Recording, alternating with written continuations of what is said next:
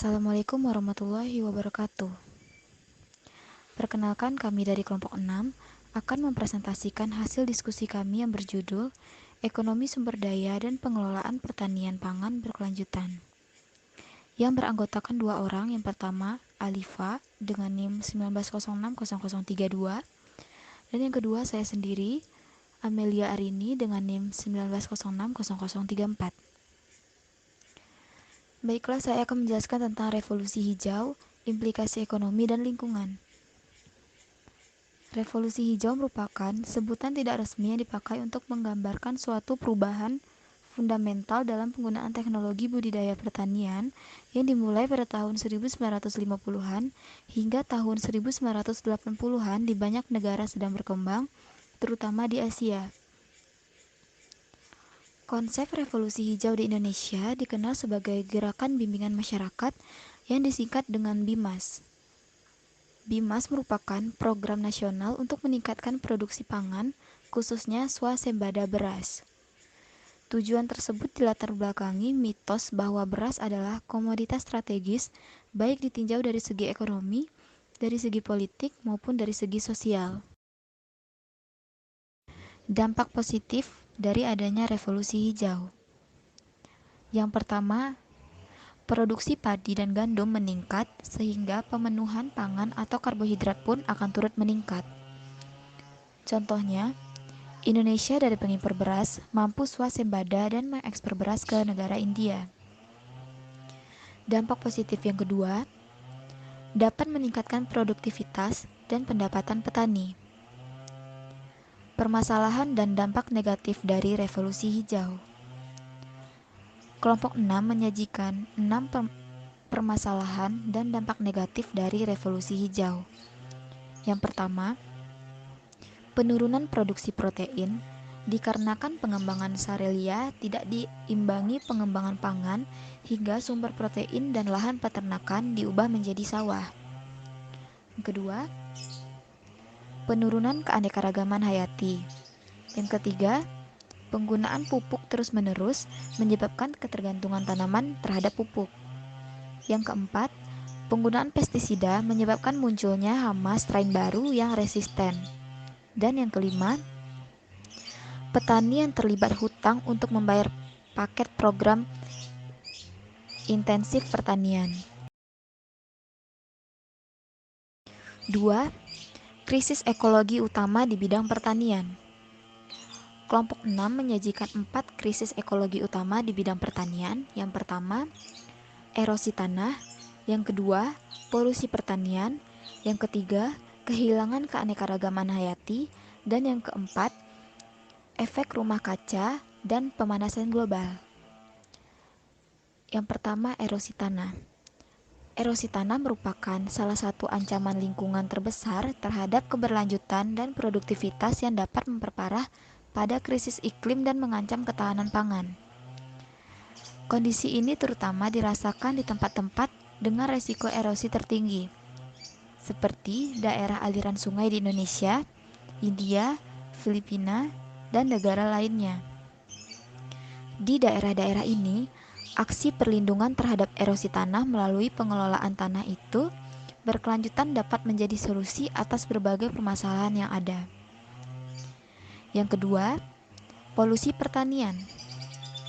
Polusi pertanian merupakan pencemaran yang diakibatkan oleh produk sampingan yang berasal dari biotik ataupun abiotik dari praktik pertanian sehingga lingkungan dan ekosistem di sekitarnya terkena imbasnya.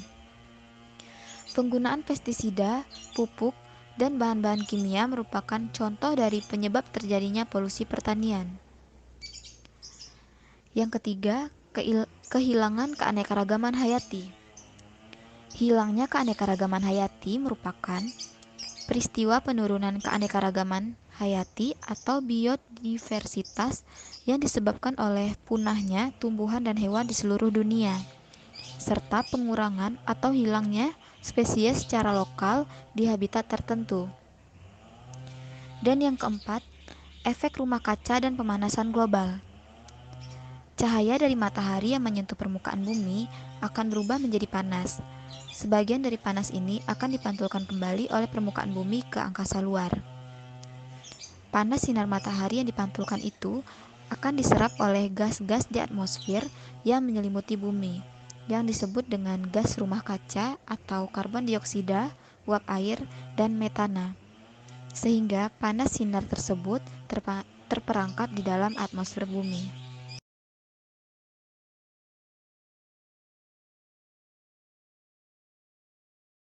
Materi yang ketiga yaitu analisis ekonomi sumber daya pertanian pangan.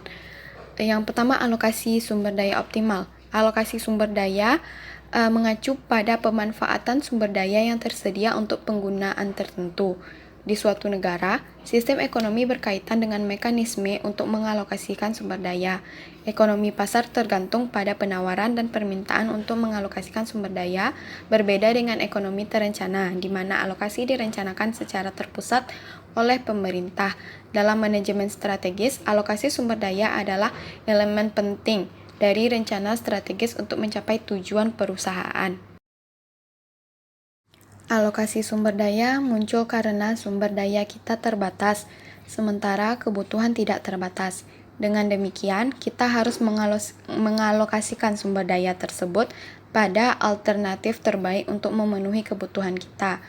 Perusahaan menggunakan kombinasi input untuk memaksimalkan output dengan biaya terendah. Sementara itu, rumah tangga berupaya mendapatkan utilitas maksimal dari kombinasi produk yang mereka konsumsi. Beberapa kombinasi lebih baik daripada kombinasi lainnya. Kombinasi terbaik adalah yang kita sebut optimal karena memberi kita nilai maksimum. Dengan kata lain, sumber daya dialokasikan secara optimal ketika mereka digunakan pada nilai tertinggi.